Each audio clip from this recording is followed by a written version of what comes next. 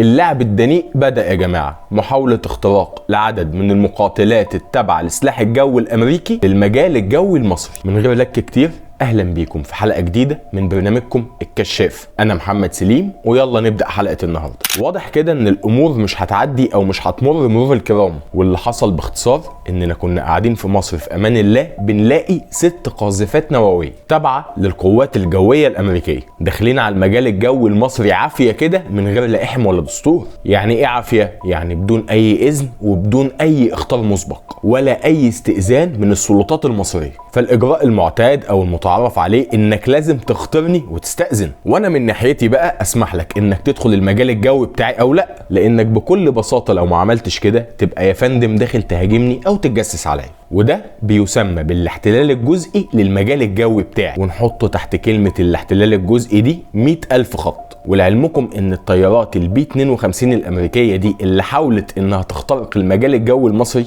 تعتبر من اقوى الطيارات الموجودة على كوكب الارض. انتوا عارفين مين اصلا اللي مصنع الطيارات دي؟ وكالة ناسا. الطيارة دي مجهزة انها تشيل 32 طن من الرؤوس النووية، ده حتى بسبب القوة المفرطة للطراز ده من الطيارات فقلما امريكا بتستخدمها في اي طلعات جوية او مهام قتالية. المهم زي ما قلنا قوات الدفاع الجوي المصرية بترصد وجود 6 طيارات من طراز بي 52 الامريكية. الطيارات دي كانت بتطير فوق البحر المتوسط وخلاص على اعتاب دخولهم للمجال الجوي المصري، وفي اللحظة دي بتنطلق الطيارات المصرية لاعتراض طيارات البي 52 الامريكية، وبتوجه لهم تحذير مباشر وبتحذرهم خلي بالكم الاقتراب غير مصرح بيه وغير مسموح ليكم باي شكل بدخول الاجواء المصرية بدون اذن مسبق. لكن قائد سرب مقاتلات البي 52 الامريكية بيرد بكل غرور وعنجهية فيما معناه ان احنا الطيران الامريكي ومفيش حد يقدر يمنعنا، احنا نقدر نطير فوق اي ارض وتحت اي سماء. وهنا كانت اللحظة الحاسمة للطيران المصري اللي رد عليه بكل شجاعة وثبات وثقة: لو ما غيرتش مسارك حالا يا فندم ولفيت ورجعت المكان ما جيت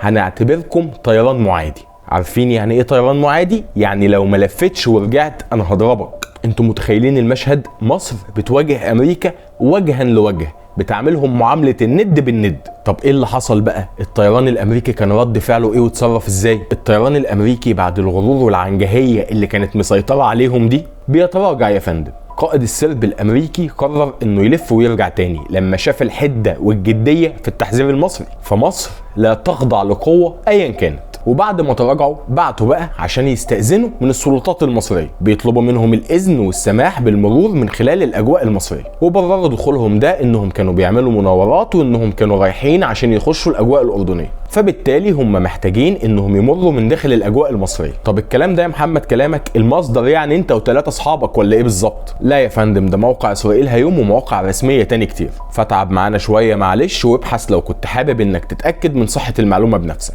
ودي يا جماعة تعتبر تاني مواجهة مصرية أمريكية فعلية بعد المواجهة اللي كانت على الأرض. لما بتيجي لمصر دعوة رسمية من البيت الأبيض بيطلبوا فيها من الرئيس عبد الفتاح السيسي إنه يزورهم في أمريكا، وكان الرد واضح وصريح وهو رفض الرئيس المصري الذهاب للبيت الأبيض. لا يا فندم شكرا، أنا مش جاي، مصر مش جاية، ومصر مش هتبيع القضية، ومصر مش هتسمح بالتهجير تحت أي شكل وتحت أي مسمى. مصر مش بيهمها أي علم ولا أي قوة طالما احنا على حق، فصوتنا دايما من دماغنا، وده مش كلام تطبيل. فالموقف المصري الايام دي واضح جدا، غير مذبذب وصريح ومش محتاج لاي حد يفسره. وحابب بقى اني اوجه رسالة للكيان: يا كيان تخيلوا ان احنا كمصر بنعمل كده مع الامريكان اللي انتوا مستخبيين وراهم وبتتحموا فيهم، فما بالكوا بقى احنا ممكن نعمل معاكم انتوا ايه؟ لو حد بس خياله صور له انه يبص بس على الحدود المصرية او حتى ناحية اقرب برج مراقبة في رفح المصرية، ففي 110 مليون مصري الواحد منهم بشعبكم كامل